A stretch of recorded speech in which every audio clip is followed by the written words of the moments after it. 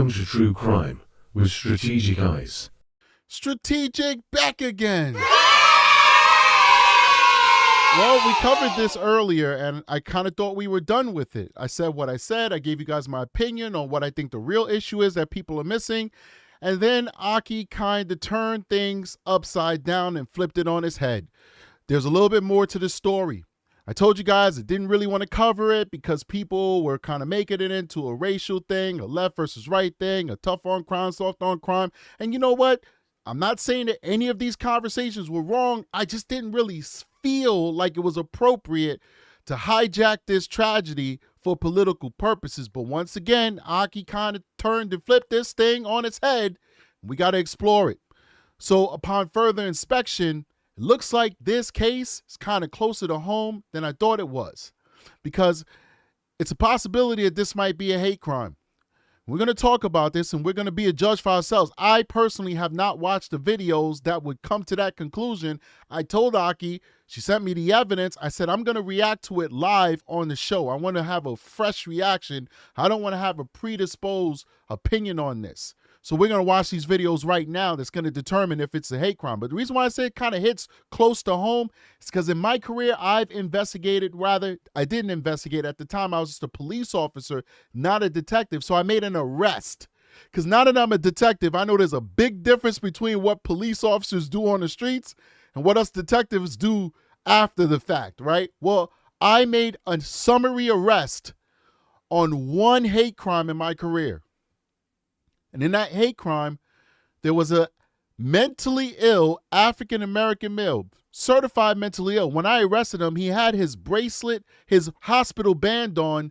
He had just been released from the hospital, the mental health hospital, for mental illness, for schizophrenia. And what he was doing was he was walking down the street and he was randomly punching older Caucasian females in the face. It was really sad because he punched two women. One did not want to press charges for whatever reason. I don't want to go into why she didn't want to press charges. Just know that it was ideology that made her not want to press charges. The other female, he actually broke her eye socket. It was very sad. These were older Caucasian women. He broke this woman's eye socket. It was very sad. They actually took, she actually wanted to move forward with the case. I don't believe that he got any serious time because he was certifiably insane like this guy. So I don't know what's going to happen with this case. Apparently the feds are now taking on, so he'll probably end up doing a lot of time. But when you're dealing with certifiably crazy people, it could go either way. Juries sometimes have compassion and will sentence you to a mental health prison and not to real prison, whatever. So that's my experience dealing with one, hate crimes, and two, mentally ill people committing hate crimes. But we're going to jump into this right now and look at the video that Aki sent me.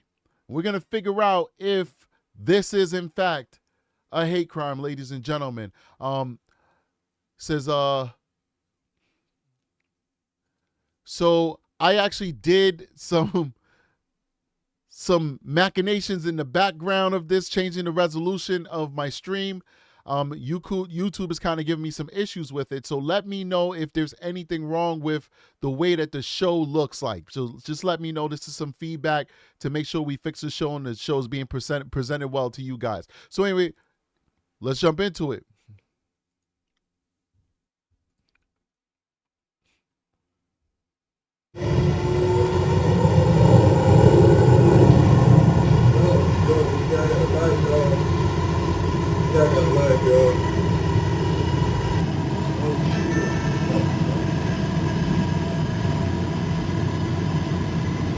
Wait. I need to go back. I got distracted.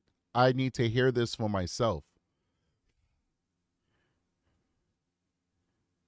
JMK says the video sounds good. I got to get that white girl. Got that white girl.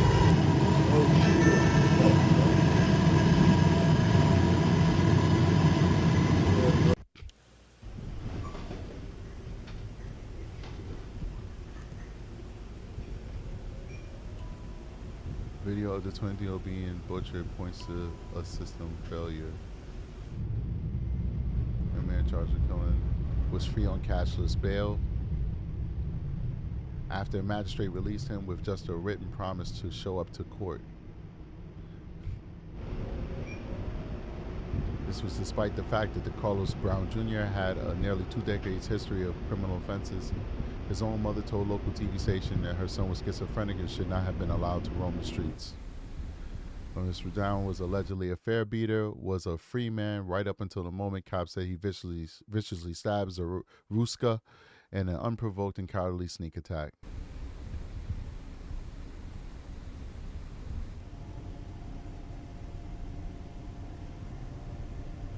Wow, that's him taking it out right there. Additionally, it has emerged that the local cops did not even police the Charlotte area transit system and that security is outsourced.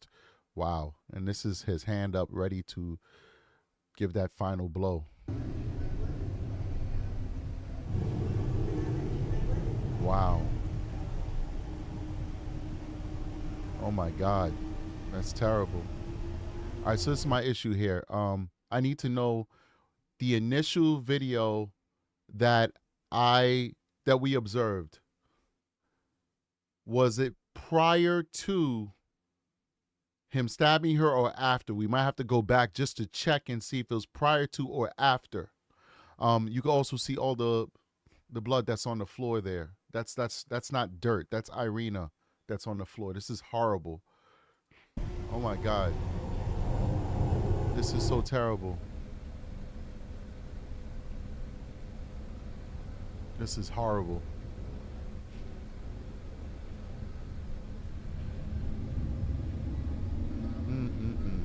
Oh Lord, this should not happen in America.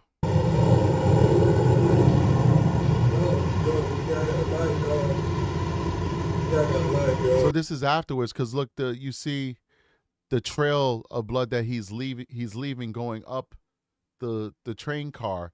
So I think he said that afterwards. It does matter to me. I'm not saying that it's not a hate crime, but it does matter to me. He said it before or after, because if he said it before, it's almost like it's premeditated.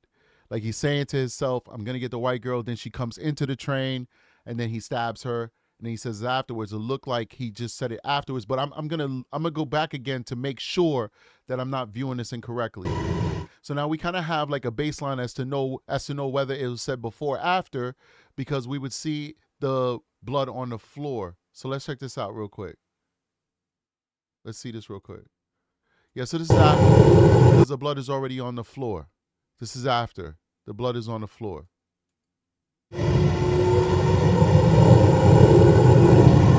You see the blood appearing as he's walking. So he's saying the white girl thing after he did it. It may not make a difference. I'm just pointing it out for myself. I'm doing my own investigation real time.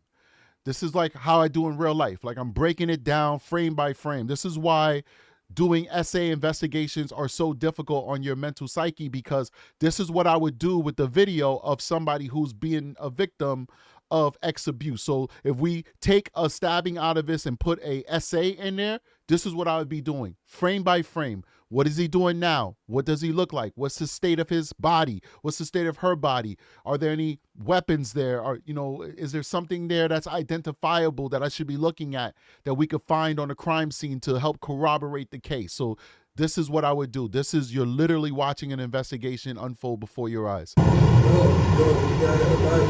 So you see, as he's walking, the blood trail continues. There's probably residual blood that's coming from his hands and from the knife. He said, I got the white girl. So yeah, definitely. All right, so let's go to another video. This is the aftermath after he did what he did to IRYNA. And that kind of showed a little bit. This is supposed to be more of the aftermath. So this is it. Wow. She doesn't even know it. She doesn't even know what happened to her, to be honest with you. She has no idea. Her adrenaline is pumping. The fact that her adrenaline is pumping is going to make it more likely that she's going to pass away, because her heart is going to be racing so fast and it's going to be expelling more blood. This is horrible. Let's keep going. Look at that. very sad. He's walking around with that knife. I'm not some cowboy. I'm not some outlaw. Well, I am the law. If I was on that train, I don't think this guy would be here right now. I would give him commands, and if he did not immediately drop the weapon, I would drop him. That is a fact. It's a shame that there were no law enforcement officers that was in the vicinity, that was in another train car. I know it's not logistically possible for a lot of police departments, not even the NYPD and the LAPD, which are the largest police departments, and the Chicago PD, which are the largest police departments, have the manpower to put officers on every single train. It's just not possible. It's very sad. It's very sad.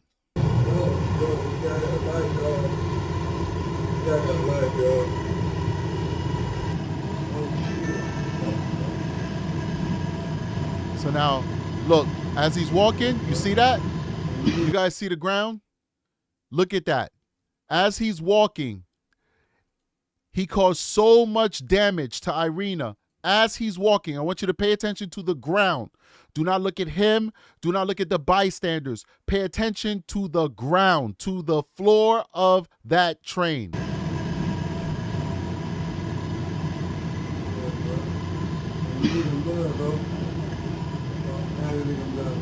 I think he might have hurt himself during his assault with her. It's not possible for that much blood to be coming residually off of the blade after him doing what he did to IRYNA. I think he cut himself through the process of hurting IRYNA. His hand probably slipped and sliced itself on the blade. That's his blood that's coming out of his hand. That's his blood.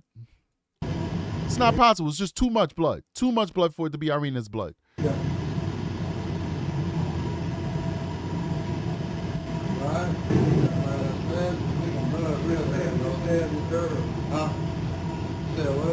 All right, so now he's covering his hand. I've never seen this before, mind you. He hit an artery because he's leaking. He's leaking.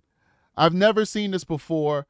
I'm watching this for the first time with you guys. So now he's covering his hand. He's trying to stop the bleeding.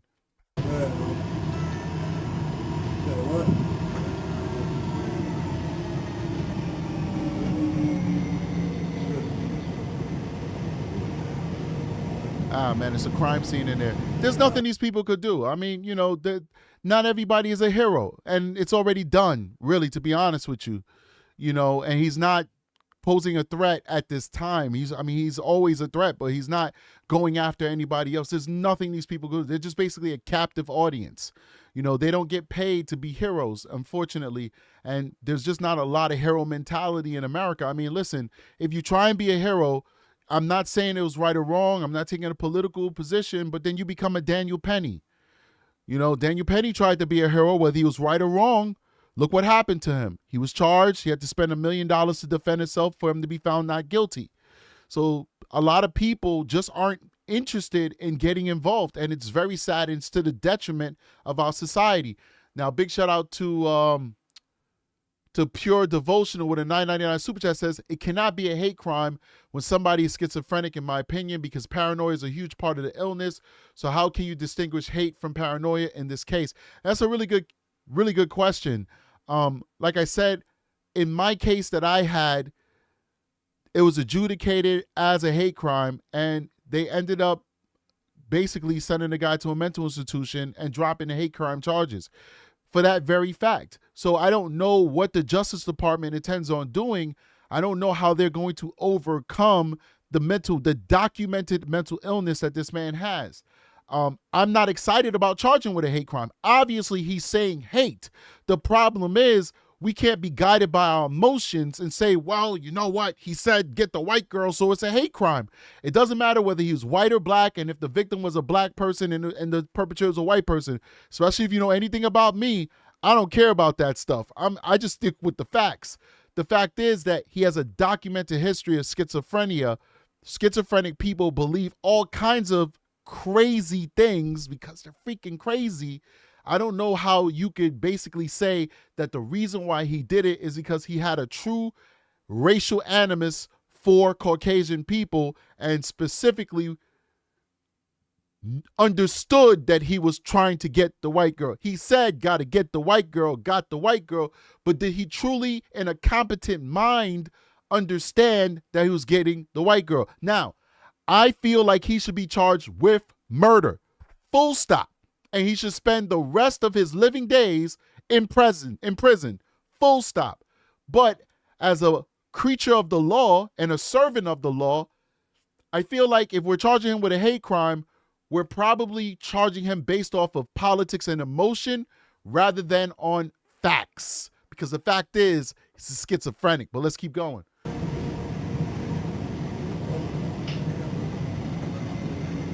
Damn.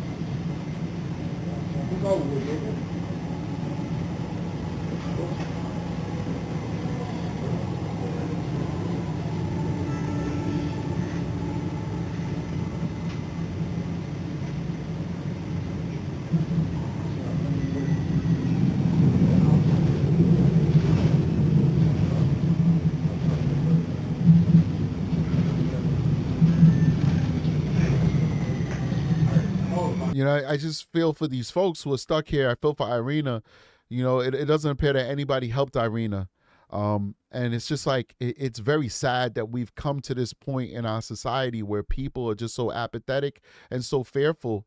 I guess it's easy for me to say it because I'm a trained police officer / detective and I'm always armed and all that good stuff. So yeah, you could be a cowboy because you got the ultimate equalizer, but the rest of us don't. I get that, you know. I'm empathetic towards that. But at the end of the day, like, geez, like nobody even went over her and put a hand on her shoulder and told her it's going to be okay. Nothing. Zip zero. She just passed away alone, really. She passed away alone, you know, and that's no way to want to go. That's no way to go.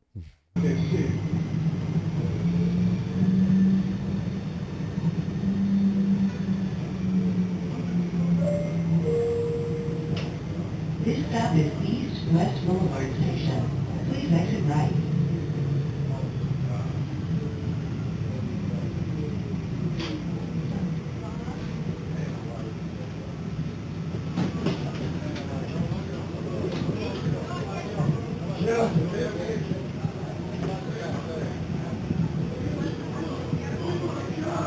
Are they going to help her?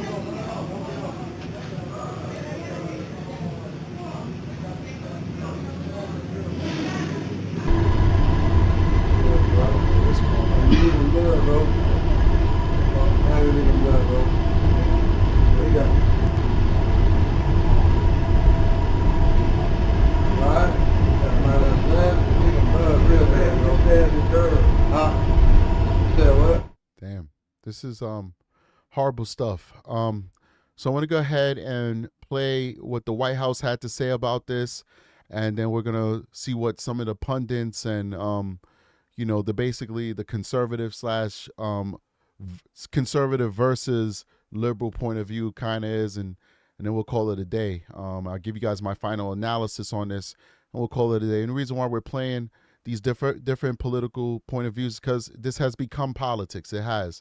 But my stance is clear. This is not about politics and it's not about race. It's about mental illness and it's about being tough on crime.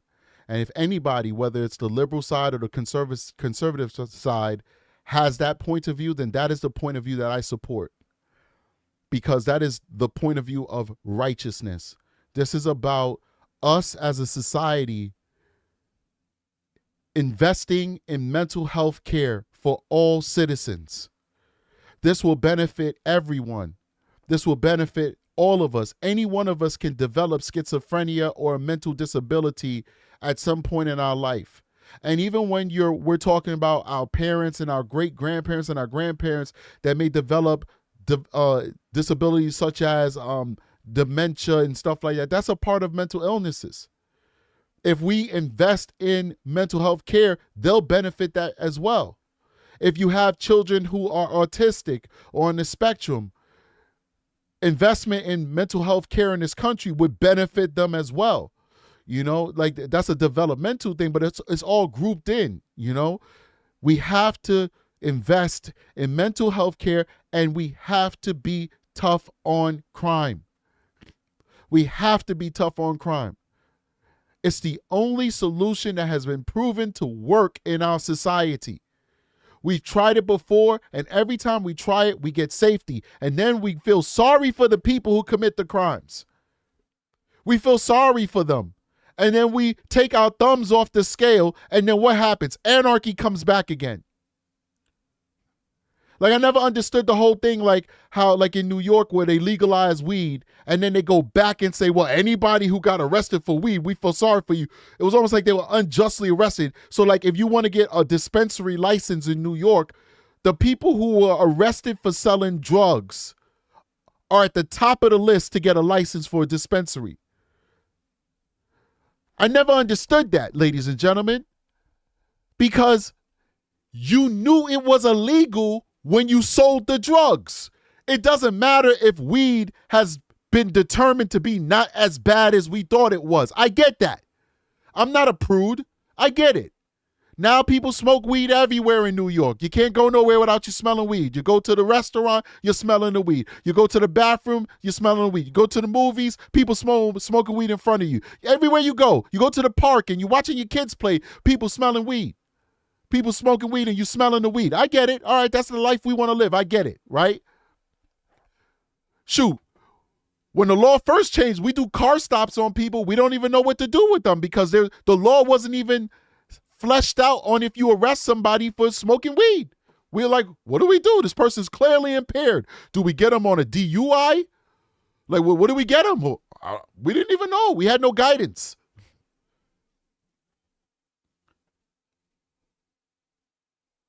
But you knew at the time when you were out there selling weed on a corner, selling it, you knew it was illegal. And you still chose to break the law. So why should we feel sorry for you now? This country has no balls to stay the course. We never stay the course. We stay the course for a couple years, and then we tear down everything that we build up because we feel sorry for people. And what ends up happening, innocent people become victims. This guy is out on cashless bail, even though he has a history of violence. And if he stayed in prison or stayed in jail, well, guess what? This young lady would be alive right now. This young lady would be alive right now if the judge would have gave him $10 in bail. This guy didn't have 2 nickels to rub together. If he'd have got a $10 bail, he'll still be in jail right now. You know who wouldn't have been bailing him out? His mother. His own mother wouldn't have paid $10 to bail him out because she knew that's where he needed to be. She knew that's where he needed to be. She told the government that's where he needed to be. And the government said, no, we know better. He needs to be free. So I don't know what's going to be said when we watch these political people talking. I don't know if it's the left that's going to say it or the right that's going to say it, but whoever says that this is about mental health and being tough on crime, that's the side I'm on. Let's keep going. Let's listen to what the press secretary has to say. A tragedy that has not received nearly enough media attention, the brutal murder of IRYNA ZARUTSKA. Here are the facts that many outlets have shamefully and intentionally failed to report until President Trump drew attention to it. On August 22nd, IRYNA ZARUTSKA was stabbed to death on the rail system in Charlotte, North Carolina by a savage career criminal. This is a public transportation system that many in the area use every single day to go to school and work. IRYNA was on the train that night traveling home from her job at a pizzeria, still in uniform from her shift.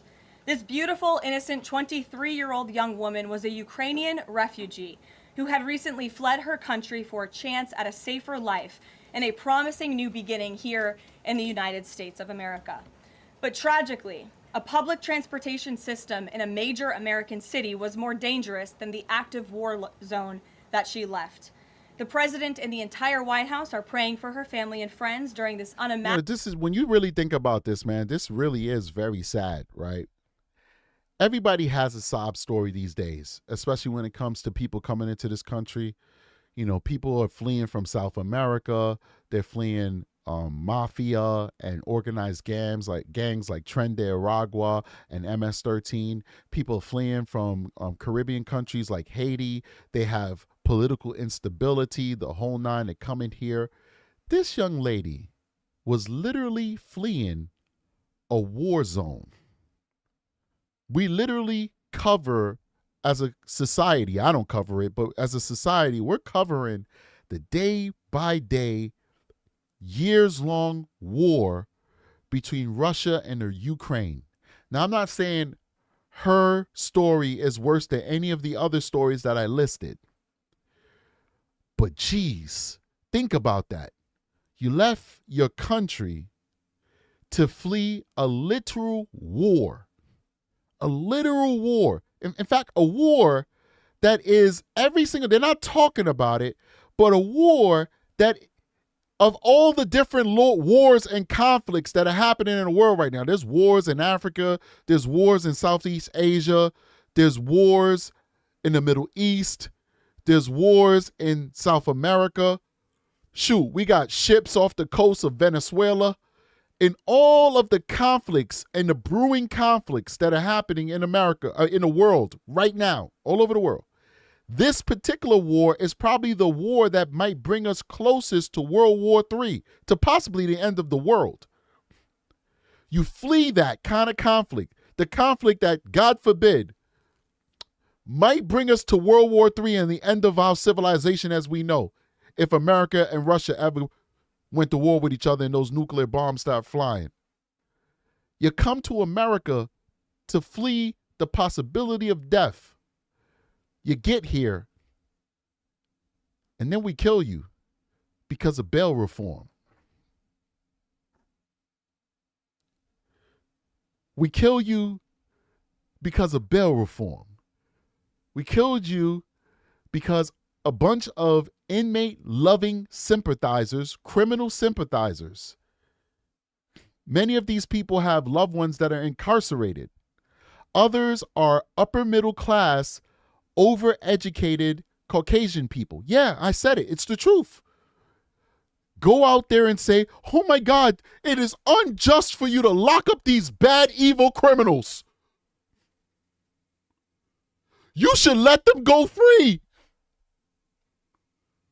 And the rest of us working people, the African Americans, the middle class hardworking Caucasian Americans, the lower class Caucasian Americans working in the factory, all the rest of us, every single one of us, other than these ivory tower people who went to Harvard and Yale, all the rest of us who are too busy to care. We're too busy to read every single day what bill is coming before our assembly people. We're too busy trying to pay the mortgage, too busy trying to pay the energy bills that every single day seem to be rising higher and higher and higher. So because we're too busy and we're not engaged, they pass these laws. People who don't look like us, talk like us, they're in a league of their own. They pass these laws that hurt nobody but us. The regular people, the hardworking Black, white, Latino, Asian, African, South American people. The ones that don't live in $5,000 a month apartments. The ones that don't drive Teslas and BMWs. The ones that don't have all the different acronyms after their name, Esquire, BSS, MS, and all that stuff. The people who actually make this world run. We're the ones who suffer. The people like IRYNA, who work in a pizza shop trying to escape war. She's the one that suffers. Why? Because some ivory tower crazy person said that it's inhumane to lock up people that hurt other people. Isn't that crazy? Isn't that nuts?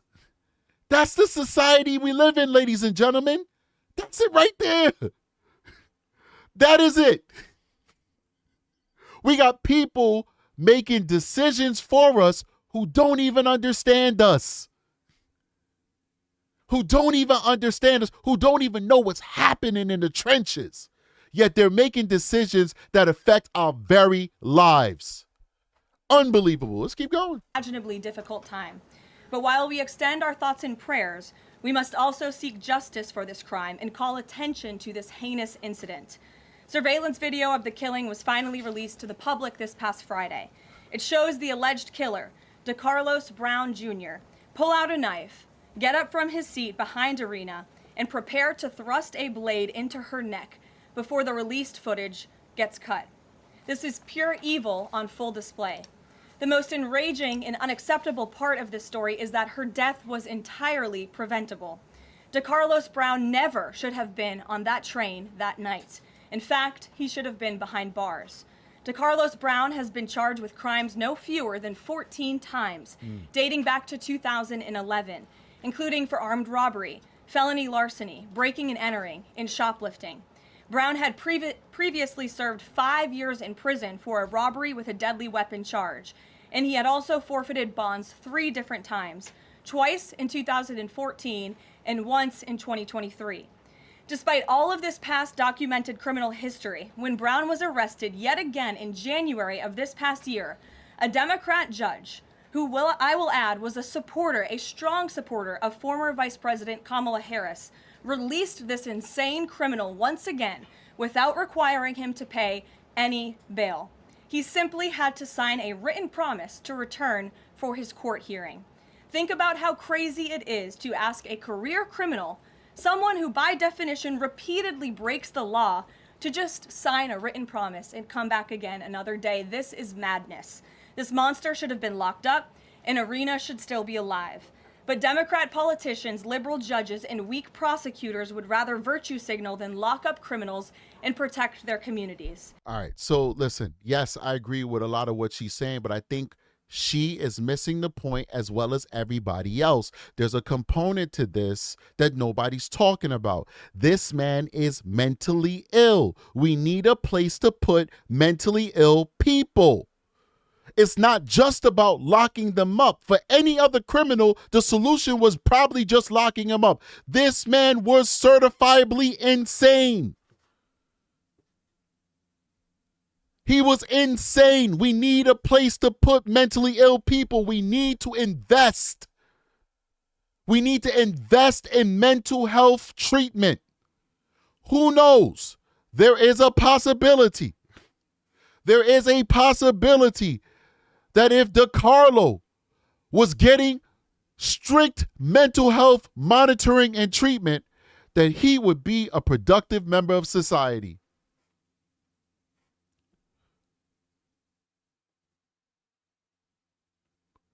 There's a possibility that if this fool would have gotten his medication or taken his medication, he'd have never did what he did.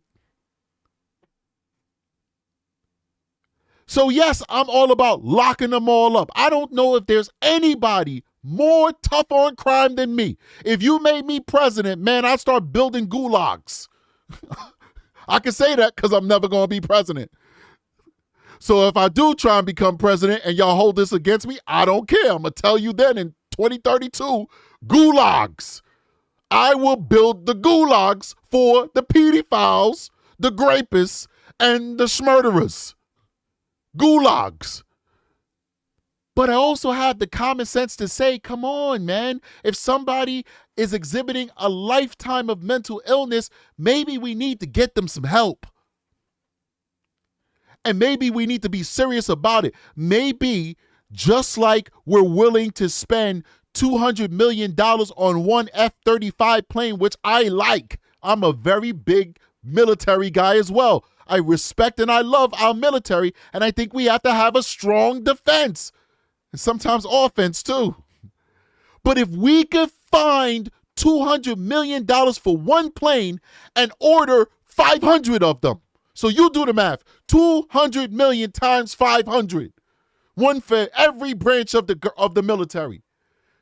Well, many for many branches. It's not one for every branch. It's a whole bunch of them. 80, 70, 80 for each branch of the military. Why we can't find $2 billion, $3 billion to spread nationwide for mental health in this country? Why can't we do that? Why can't we have some type of scholarship, the humanitarian scholarship, like a Pell Grant, for anybody who's willing to go into mental health counseling, psychiatry, psychology, with a gear towards mental illness, so that we can now push more people into becoming clinicians for mental institutions as we build out our mental health infrastructure. What's wrong with that? Tough on crime is important. Yes, I'm here telling you that. But mental health services is just as important. All right, let's see what the conservative and the liberal talking heads have to say about this. I'm using a guy by the name of the Black Conservative. His video, all rights go to him. Let's do it. And here's a picture of it. This is the picture of it. And this is a picture of the woman, a beautiful young girl that never had problems in life, with a magnificent future in this country. And now she's dead. She was slaughtered by a deranged monster who was roaming free after 14 prior arrests. That I hope the family won't mind me sharing, but after IRYNA's death, the embassy in Ukraine called and said, "We'll help you bring her home." And her family said no. They said she loved America. We're going to bury her here. So I think we can give her an America to be proud of. Are you serious? That's so sad. That is so sad. Ukraine was offering to bring her back to her motherland, and she said, nah. The family said, nah. No. This is her home. This is the place that she loved. That's amazing. Big shout out to Femme Fatale, $5 super chat. She says, strategic for mayor of New York City. Well, I can't be mayor of New York City because I don't live in New York City. You got to live there. Well, I don't know how Adams did it because they said he might have lived in Jersey. I don't know. But anyway, you got to live there and I don't live there. And I think they already got a mayor. Mamdani or something? Isn't he going to be the mayor? If they want Mamdani, no disrespect to him, good luck to him. You know he's going to win. He's too far ahead in the polls. They would not want me. They would not want Mayor Strategic if New York City wants Mamdani. You know, no disrespect to that either. Who knows? He might end up being the greatest mayor in the history of New York City. I don't know. I have no idea. I do know that New York deserves a change because it's just too much stuff going on in New York City. And who knows? Maybe some fresh blood might do that city right. Who knows? Who knows? I think people like to fearmonger. I don't fearmonger. I don't know who this guy is. I wish him the best. Anyway, let's keep going. Mr. Barnacle said something here is broken, and we're here to fix it. We're happy to take your questions. All right, guys. So we're gonna skip ahead a little bit. If you guys want to hear his commentary, filing federal charges. Go ahead and check out the show. I'll put the link inside of my my bio. Against Decarlos Brown Jr. That is, of course, the man seen on this video in the red hoodie before stabbing the Ukrainian refugee IRYNA ZARUTSKA to death on that Charlotte transit train. Brown is being charged with one count of committing an act causing death on a mass transportation system. In a statement, the Attorney General Pam Bondi has said, "I have directed my attorneys to federally prosecute Decarlos Brown Jr. in Democrat-run city." All right, so what I want to do is I want to fast forward because I didn't get to watch it, but I saw that they were going to have, at least initially, they were going to have like a debate or something between the left and the right on CNN. So let me see. as he was I'll see if I pull it here. motivated. Okay. And this guy's show is very interesting. So I would definitely, I'm a person, I watch every side, and he's a very intelligent guy. I don't always agree with everything that he says, but certainly I would encourage people to look at both sides. You know, I subscribe to the Young Turks when it comes to politics, and I subscribe to the Black Conservative. So I listen to everything and everything in between. I'm just giving you two diametrically opposite sides. So it's important as you develop your beliefs on these things that you take in everything and you don't just put yourself in a bubble. Because when you put yourself in a bubble, whether it's on the left or the right, that's when you get manipulated. That's what people want you to do, to be in a bubble and only take in what they want you to tell you. So almost like a form of brainwashing. Definitely, people, you always keep your mind open to new possibilities. So let's see what they have to say. And I want to, this idea, this is what they're triggered by, to do. Called attention to it. So certain people have been looking for an opportunity to find a case like this, to make a point like this. I want to play, this is Charlie Kirk, why he says this hasn't gotten a lot of attention. A white Ukrainian refugee was murdered just because she was white. Everybody knows that, obviously. If a random white person simply walked up to and stabbed a nice, law-abiding black person for no reason, it would be an apocalyptically huge national story used to impose national sweeping political change on the whole country. Instead, Megan Basham, no one seems to care when a white woman gets stabbed to the death. Wow. Yeah, I think it's very divisive. Very divisive. You know, I know we're very polarized, and he might have a point that if the roles were reversed, that there'd be much more outrage. But I just don't feel like this is what we should be doing in our country on either side. I think it doesn't serve any purpose but to divide us further. It doesn't open up a conversation. All it does is makes people retreat to their corners, polarize them, and make them fight with each other. That's it. There's no conciliatory undertone in what he's saying. He's basically inciting divide, right? And so that's unfortunate. But when you look at this case, and I'm looking at it from, at least through my opinion, from my perspective, this case is not really a race case. This is a case of a severely mentally deranged person who committed a hate crime by definition, but a hate crime that would never survive court, to be honest with you. A non-politicized court, it'd never survive it because of his mental condition.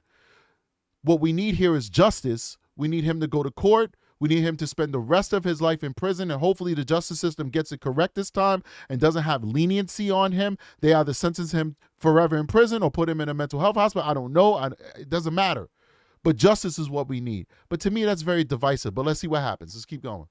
He said white a lot. Well, we are talking about it here, so I guess True. I don't think that's fair. Look, being in the system, because I have represented people who are mentally ill, and here's the balance. The balance is taking away people's freedom versus evaluating their mental illness. And New York City, there are a lot of programs for people who are mentally ill, but they have to want to be there. Yeah, and it's about forcing them to be there. When you are mentally ill, you have a hard time knowing that you are mentally ill. Yeah, and that's why a lot of these people, again, should be forced into these mental institutions, right? And I agree with that. I 100% agree with that. We should be forcing people into mental health institutions if they are unable to take their medication and function in our society.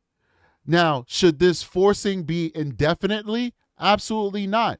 You put them in the mental, if they haven't committed a crime, but they're not taking their medication and they're schizophrenic and they're a danger to themselves and a danger to other people, they should be forced into the mental health institution until they get stabilized and they get back into their regimen and they show that they're willing to take their medication on their own, and then they go out. And then there should be follow-up to make sure that they're taking their medication. If they have family and friends, those families and those family and friend members should be a part of that treatment plan where they're reporting back to the state whether this person is taking their medication. If the person falls off the rails, just like a drug addict, they might be sober for years and they might fall off the rails and have a relapse. Well, then the state comes back in and says, listen, you lose your freedom until 6 months, 8 months, 12 months until you can prove that you're back on the rails. If we did that with folks who are mentally ill and maybe even people who are suffering addiction, maybe we wouldn't have the issues that we have. Maybe we wouldn't have the IRYNA. Let's keep going. Point, right? I don't actually care about how they feel. If you can't be a productive citizen within our society, it doesn't matter for what reason, then yeah, you need to be walled off, right? You need to be in some other corner away from society, right? It doesn't matter because, again, you can't operate, you can't function with everybody else, and everybody else should not have to suffer because of empathy, right? Because we want to allow people who, for whatever reason, okay, whether it be, again, mental illness or, in this case, who knows, maybe racially motivated, probably both, to be honest with you. That's what I'm thinking at this point, right? So, again, hey, guys, real quick, we're covering a tough topic, and we're talking about race. We're talking about a little bit about politics. We're talking about a lot of these polarizing things that might upset people, might make people a little turned off. I get it. I totally understand. Some stories is just inescapable. Some stories, politics has no business in it. And if we talked about it, then that would just be ridiculous on our part. And some stories, you just can't escape it. So we're asking that you please hit that like button, not because you even agree with what I'm saying or you agree with what you see on your screen, because I don't agree with everything I see on the screen. I'm just playing it for probative purposes, because we have the courage to talk about it. That's why we're asking for that like button. Lastly, we're trying to get to 100,000 subs. So if you don't mind, hitting the like button gets us into the algorithm, and then we can go ahead and be seen by a wider audience and hopefully get some new subs so we can get to 100,000. All right, so let's keep going. To have these people who are prone to committing these acts of violence, we know that this person was prone to doing it because of the fact that this person went to jail for violence, okay? Also, this person has been accused of beating on family members. This person's mom kicked him out of the house, presumably because he's too violent, right? So we knew this, but a judge decided to let this person continue to walk free, knowing that he was mentally ill, right? And that is the problem. The problem is that, again, we have too much empathy and we don't use enough common sense to protect the 99%, right? We're too busy trying to make sure we don't hurt the feelings of the 1%, the people who, again, can't function within our society, that we put the rest of society, law-abiding citizens, at risk because of those people, and it doesn't make sense. Right. I just don't agree with the notion that this insane person's freedom is worth more than my safety. I just don't feel like your freedom, if you're mentally ill, to poop and pee on yourself and sleep on the street and then stand up and holler at me and threaten me with knives and whatever other weapons, is more important than me being able to go home and work safely. So I feel like first of all, I feel like it's inhumane to allow people to live in their own filth. It is inhumane. We're not talking about people who don't want to shower. That's all right. You don't want to shower, okay. We're talking about people who literally are defecating on themselves and living in their own filth. That is inhumane to me. That is not freedom. Those people need to be institutionalized. That's my opinion. I could be wrong, but it's my opinion. Let's keep going. But also, I mean, people like Charlie Kirk, Van, they've been looking for opportunities to make this some sort of like reciprocal George Floyd situation. And that's the part that I think he's almost giving away the game. And it's sad to see a lot of people going along with it. You know, let me just say a couple of things. One is, I mean, what happened to that young woman was horrible. And it's everybody's nightmare. If you're in any public space, a subway, whatever, that something bad's going to happen to you or somebody you care about. So it does strike a chord.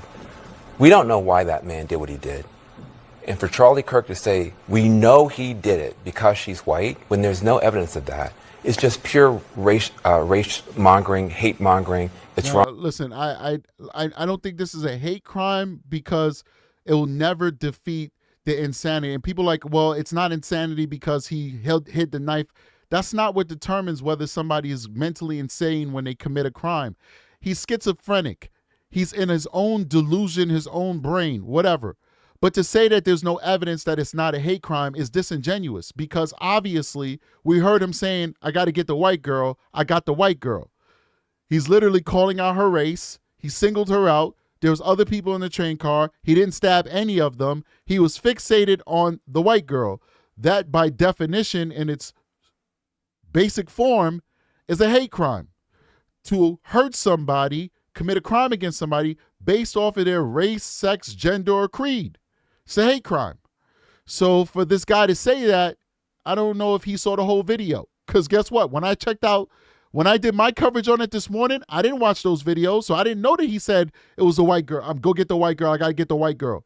I didn't know that he said that. So maybe Van Jones is in the same position that I'm in, that I was in this morning. But now that I've watched that videos, I don't think that the hate crime would survive court, but it is a hate crime what he did at face value. But when you add in his mental illness and all that stuff, they would never convict him on a hate crime if it was an unpoliticized court. But Van Jones is not being accurate right now, but let's see what else he has to say. Wrong. Then he says that if something like that had happened the other way, there would be sweeping changes imposed on society. Where is the George Floyd Policing Act? It didn't pass. Even when you had a white police officer murder a black man on live television, the whole world saw, there were no sweeping changes. In fact, not one law was passed at the federal level. So I think that's an important thing to point out. Okay, so here's the thing. I don't know if Van Jones actually saw that part of the video. See, I didn't even watch this video. I'm reacting to this video raw, and even he's saying it. Even he's saying it. Like, everybody's trying to cut Van Jones some slack because anybody who watches the video will say, yeah, he did say I get the white girl. So even the black conservative guy is saying it. He's saying, like, I don't think Van Jones watched this video. But let's keep going. Let him keep going. Where this guy is saying, I got that white girl. I don't know. But to say there's no evidence that this was racially motivated, it's just false, right? It's false, right? That video in and of itself proves that there was a racial motivation behind it, at the very least. Now, again, what triggered him, okay, to stab her in the neck? Was it simply because of her race? That's it. He just wanted to kill a white girl. I don't know. Maybe, right? Or maybe he was just a crazy person and her race had something to do with it. It was a factor. Regardless, what I do know is that if the roles were reversed, if a white man had stabbed a black woman in the neck in what appeared to be a random act of violence on a public transportation, and then there was footage that came out of the white man walking around saying, I got that black girl, or better yet, I got that N-word. You know, in the case of this individual who said, I got that white girl, I mean, to me, that almost seemed like a racial slur, right? Let's be real, the way he used it, right? Because he clearly used it in a derogatory way. So if you had a situation where a white man stabs a black woman in the neck and then turns around and says, I got that black girl, first and foremost, that would be acknowledged by the media, right? That clip has not been acknowledged by the media, but they wouldn't even need that to say that it was racially motivated. They would say, oh, well, this is what black women have to deal with, right? Being a black person every day. So he's going down a rabbit hole. I really don't want to go down in this channel, to be honest with you. I will acknowledge that, you know, in this polarized time that we're in, it probably would be a very big issue, but I don't want to go down that rabbit hole on my channel. I really just want to see the debate that these correspondents are having with each other. But much respect to the Black Conservative, his show. That's the name of his show. I'm not calling him a Black Conservative. The name of his show is The Black Conservative. But I'm gonna fast forward a little bit because that's not where we're trying to go with it on my show. But big shout out to him and his show, and we're using his material. Please go check his show out to get a different point of view, or whatever. Let's keep going.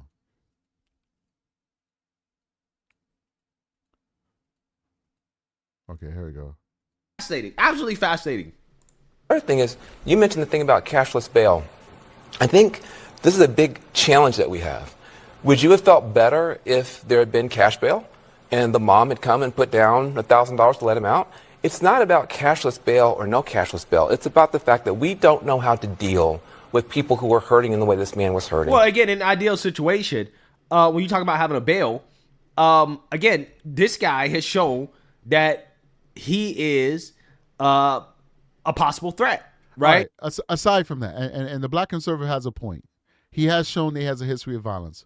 But sometimes to get to the solution of things, we just really have to just go to the definition of it. What is bail? What is bail? The whole point of bail is to make sure that you come back to court. If you have somebody who's indigent, homeless, has a history of mental illness, a history of not abiding by court orders, a history of violence, you don't give them free bail. You don't release them on their own recognizance with a promissory note as the only collateral for them returning to court. So you don't even have to factor in the fact that he's a violent person. You could just factor in the fact that he doesn't even have a home where you could go find him if he doesn't come to court. If somebody has a home, an apartment they're paying rent on, a house they're paying a mortgage on, and they miss their court date, you know where to find them. You know what their address is to go knock on their door and say there's a warrant for your arrest because you missed your court date. Or send them a letter saying you missed your court date. You want to come in and tell us why so we can reschedule another court date, whatever, whether you're being lenient or punitive.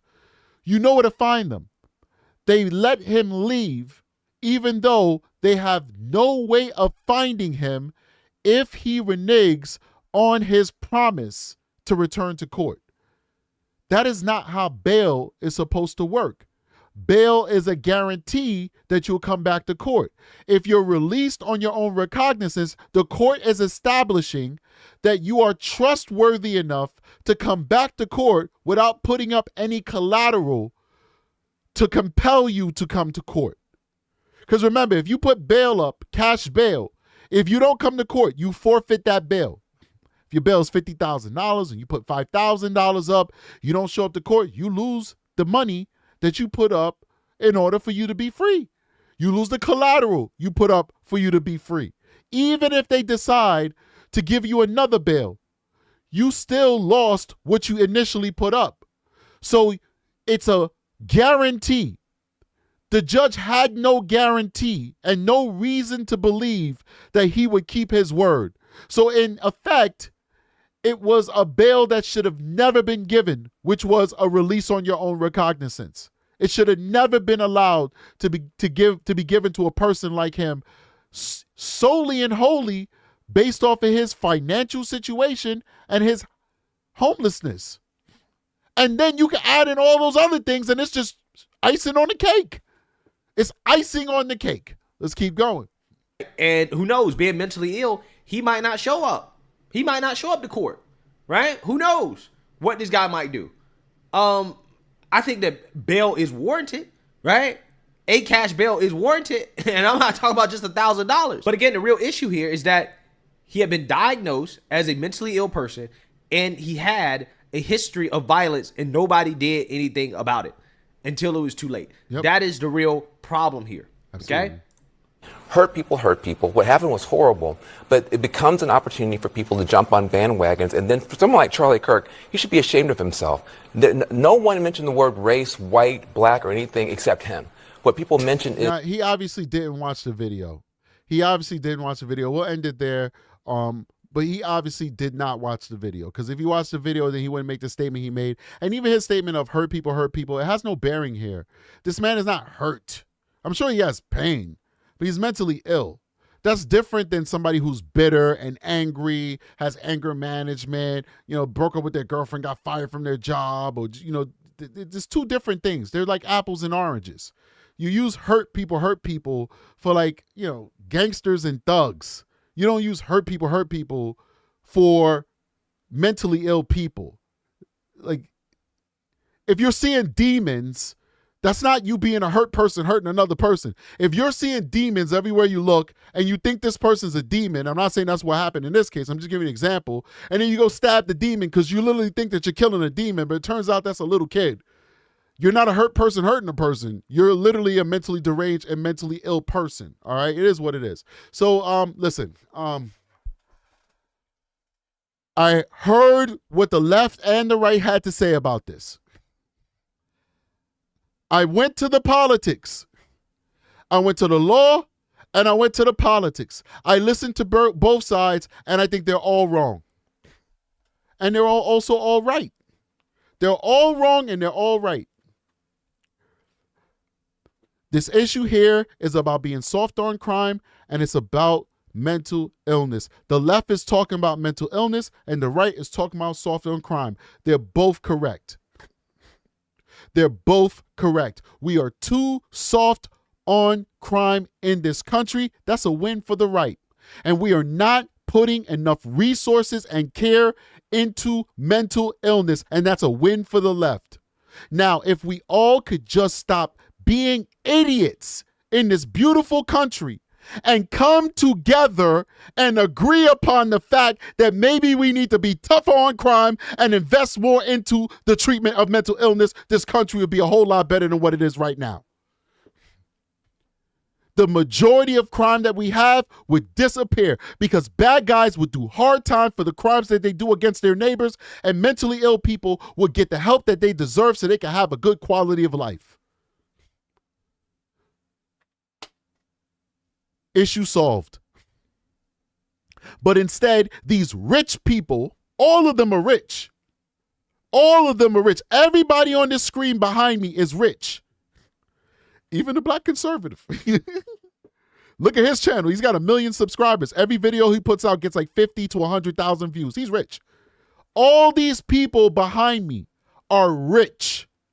And yet they can't figure out, and intelligent, smart people, highly educated people, they can't figure out the solution that's right in front of their face. Why is the dumb cop and his motley crew of followers the only ones that seem to understand what the problem is and what the solution is? Why are we the only ones on the internet that seem to understand that both sides are right and both sides working together is the only way we could get the solution to this issue? Well, I guess that's why we're here in our little corner of the internet. True Crime with Strategic. And I bet you, the powers that be will make sure that we stay here because they don't want to hear this message. If I was sitting here saying, screw the left, this is all about race, I'd be a millionaire with them. If I was sitting here saying, screw the right, this is all about mental illness, I'd be rich with them. But because I have the courage to say that they're both right and they're both wrong, and the solution is working together, well, I'm just a dumb, broke cop watching these millionaire people talk about how to divide our country just a little bit further every single day. Guys, I see you guys on the next one.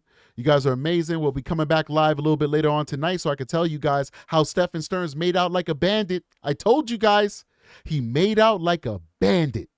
Because why? We're not tough on crime. Make sure you like and subscribe, join the channel, guys. Get those likes up. This is a very polarizing and touchy subject matter. There's a lot of people who's going to be upset. There's a lot of people who's not even going to watch the entire live. They're going to assume they think what I'm going to say, and they're going to get pissed off and send me hate mail in the comment section without even listening to everything I have to say. Because I'm a very nuanced person. You may think you know what I'm going to say, but if you really listen to me, that's the only way you're going to find out what I'm going to say. There's a lot of people that they don't got time for that, man. They'll listen to your first sentence and they'll say, oh, I got you figured out. I hate you. But then again, that's how you figure out who's really paying attention and who's not. We'll see you guys on the next one. Strategic is out of here. Peace.